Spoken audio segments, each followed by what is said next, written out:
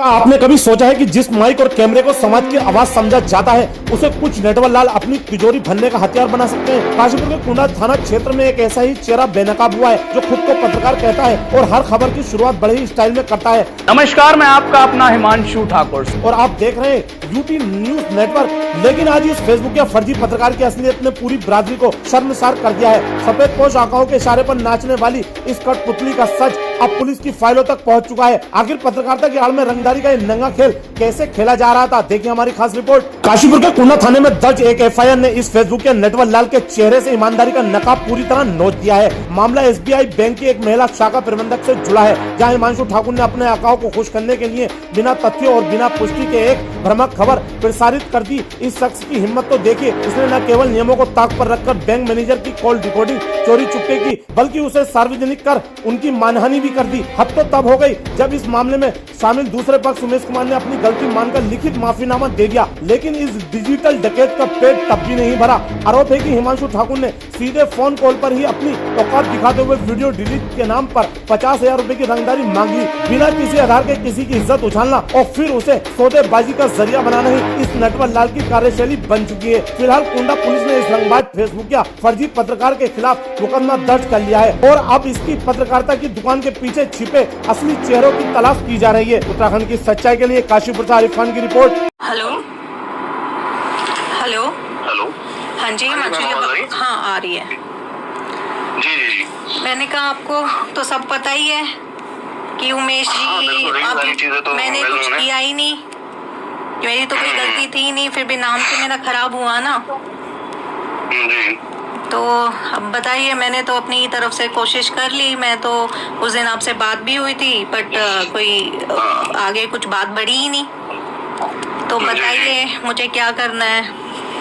WhatsApp call मैं भी इसीलिए कर रही हूँ कि आप भी कंफर्टेबल हो, ठीक है। मेरी आशीष, देखो आपकी आशीष से बात हुई थी, आशीष ने मुझे बताया था। अब बताएं क्या करें, क्या करूँ, कहाँ पहुँचाऊँ।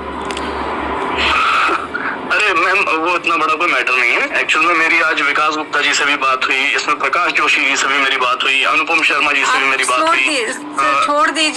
छोड़ दीजिए किससे बात हुई किससे नहीं हुई, अब फिलहाल ये सब छोड़ दीजिए। अब बात है आपकी और मेरी, आपकी और मेरी। एक बात बताऊं, एक बात बताना चाह रहा हूँ मैं आपको। एक्चुअली में देखिए, मैंने कोई भी काम जो भी किया ना, आज तक मेरा एक रिकॉर्ड रहा है कि मैंने इंटेंशनली कभी नहीं किया। और दूसरी बात, इस वाले मैटर में भी मेरी जितने भी लोगों से बात हुई, ये एक जनरल बात कर रहा हूँ, बाकी बात तो हम फाइनलाइज तो करेंगे ही। अब इसमें जितने भी लोगों से मेरी बात हुई, उन सभी से मैंने सिर्फ यही कहा, अब मेरा केवल एक ही मकसद था कि इस पूरे मैटर में हम किसी भी थर्ड पर्सन को सुपर हीरो ना बनाए। बिल्कुल बिल्कुल। क्योंकि अगर किसी भी अनदर पर्सन, मान लीजिए चाहे वो कोई भी हो, चाहे वो मेरा अगर कोई भाई भी हो, उसके कहने पर भी अगर हम या आप कुछ काम कर देते हैं ना, तो फिर आप पर या मुझ पर उसका लाइफ टाइम एक एहसान हो जाता है कि हाँ भाई देख, मैंने तेरा ये काम करा दिया, चाहे वो आपके लिए हो चाहे वो मेरे लिए हो। ठीक है। तो इसीलिए इस पूरे मैटर पे हमने किसी से कुछ डिस्कस करना सही समझा ही नहीं। बाकी इस मैटर पे अब जो भी कुछ है, उनकी वीडियो तो मेरे पास वो प्रधान जी वाली ऑलरेडी पड़ी है। सब पढ़ी तो है, बट वही है ना, अब नाम तो आपको भी पता है इतना खराब हो गया है और सब चीजें, तो अब वो ठीक भी तो सर कैसे होंगी। माफीनामे तो एक सिंपल माफीनामे से तो नहीं होंगी। आपके वही है, अगर आपके थ्रू वीडियो आया है तो आपके ही थ्रू वीडियो जाएगा, तभी कुछ होगा।